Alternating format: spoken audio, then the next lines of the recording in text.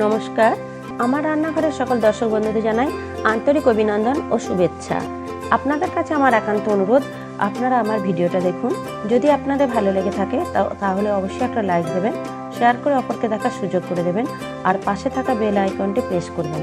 তাহলে আমার নতুন ভিডিও আপলোড করার সাথে সাথে তার নোটিফিকেশন আপনারা পেয়ে যাবেন। আর নিত্য নতুন রেসিপির আপডেট পাওয়ার জন্য অবশ্যই আমার চ্যানেলকে সাবস্ক্রাইব করবেন প্লিজ। চলুন তবে রান্নায় ফিরে আসি। আজ আমি আপনাদের কাছে নারকেলের একটা ভীষণ সুন্দর ডেজার্ট আইটেম নিয়ে এলাম, নারকেল বরফি। খুব কম ইনগ্রেডিয়েন্টস দিয়ে এবং খুব সহজভাবে আমি এটা বানাবার চেষ্টা করেছি। আর এই নারকেল বরফি বানানোর জন্য আমি এখানে 2 কাপ পরিমাণ নারকেলকে মিক্সিতে দিয়ে ব্লেন্ড করে নিয়েছি।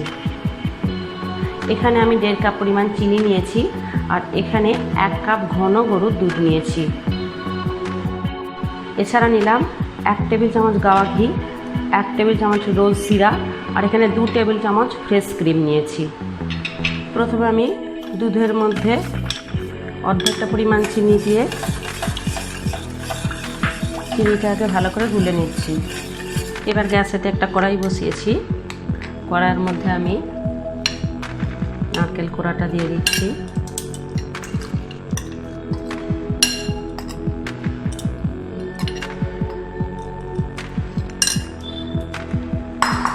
দিয়ে এবার আমি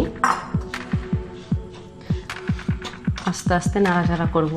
গ্যাসটা আমি লোতে দিয়ে রেখেছি, বেশি কিন্তু হাই দিচ্ছি না, তাহলে লেগে যাবে নিচে আর কালার এসে যাবে। আমি যেহেতু এটা সাদা রাখতে চাই, তাই আমি গ্যাসটা লো ফ্লেমে দিয়ে আমি নারকেলটা পাক করছি। 2 মিনিট পর আমি ফিরে এলাম। এবার আমি যে চিনিটা বাকি ছিল সেই চিনিটা আমি দিয়ে দিলাম।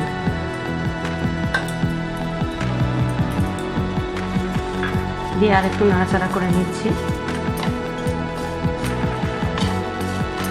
এবার আমি 1 মিনিট পর দুধে যে চিনিটা গুলে আমি রেখেছিলাম সেটা আস্তে আস্তে মিশিয়ে দিচ্ছি।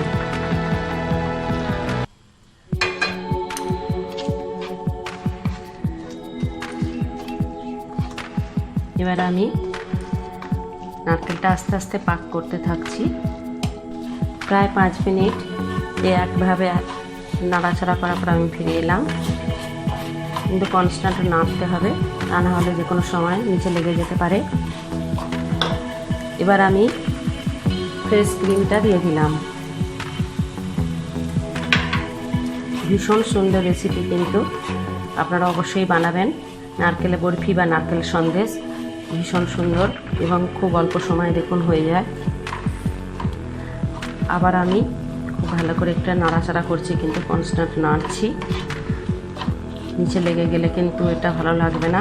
আর সাদা রাখার জন্য আপনাকে আঁচটা কমিয়েই করতে হবে, জোরে আপনারা দিতে পারবেন না। ক্রিমটা দেওয়ার 7-8 মিনিট আমি কিন্তু পাক করেছি।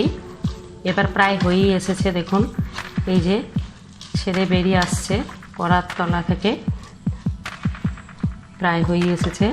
এবার আমি এই ঘি থেকে খুব সামান্য পরিমাণ প্রায় 1/2 টেবিল চামচ ঘি একটু ছড়িয়ে দিলাম। দিয়ে এবার আমি গ্যাসটা বন্ধ করে দিলাম।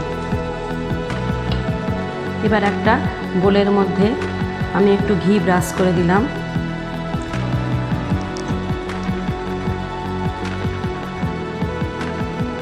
অর্ধেকটা পরিমাণ দিচ্ছি, বেশি প্রয়োজন নেই। এবার আমি নারকেলটা আস্তে আস্তে দিয়ে দিলাম। গরম থাকা অবস্থায় দিলে ভালো হয়।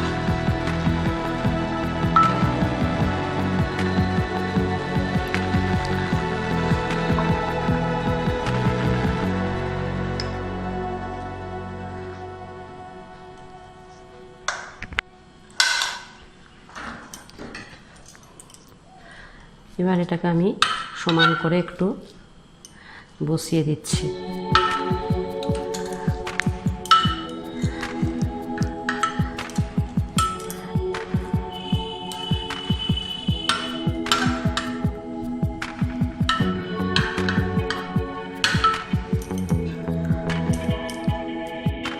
এবার বাকিটাতে আমি রোজ সিরাটা মিশিয়ে দিলাম।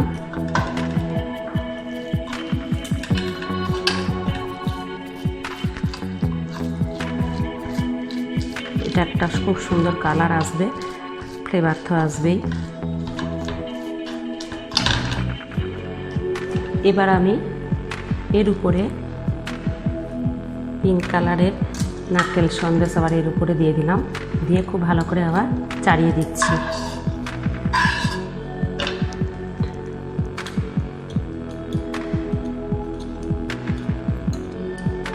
এটা আমি বাই কালারের করতে চাইছি, বুঝতেই পারছেন। দেখুন আমি কিন্তু সমস্ত নারকেল সন্দেশটা দিয়ে দিয়েছি উপরে। এবার আমি 10 মিনিটে যেন এখন ঠান্ডা হতে দিলাম। সমস্ত ব্যাপারটাই কিন্তু খুব তাড়াতাড়ি করতে হবে, গরম অবস্থাতেই, কোনো অবস্থাতেই ফ্যান চালাবেন না। এবার আমি এটা ঠান্ডা হতে দিলাম। 10 মিনিট পর আমি এলাম, ঠান্ডা হয়ে গেছে। এবার আমি নারকেল সন্দেশটা পিস করছি।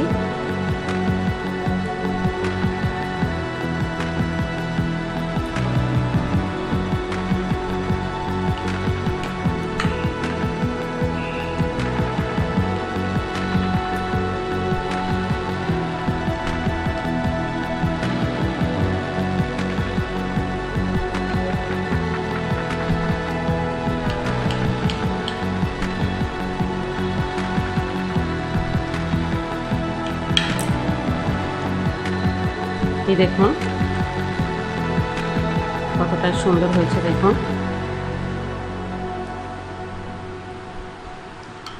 একদম নরম তুলতুলে নারকেল সন্দেশ বা নারকেল বরফি, একদিকে সাদা আর একদিকে পিঙ্ক।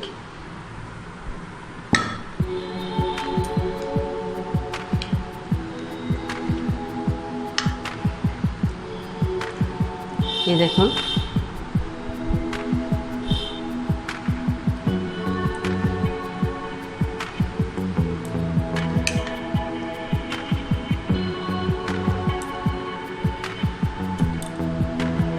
আপনারা দেখতেই পেলেন কত সহজে, কত অল্প সময়ের মধ্যে এই রেসিপি বানিয়ে ফেলা যায়।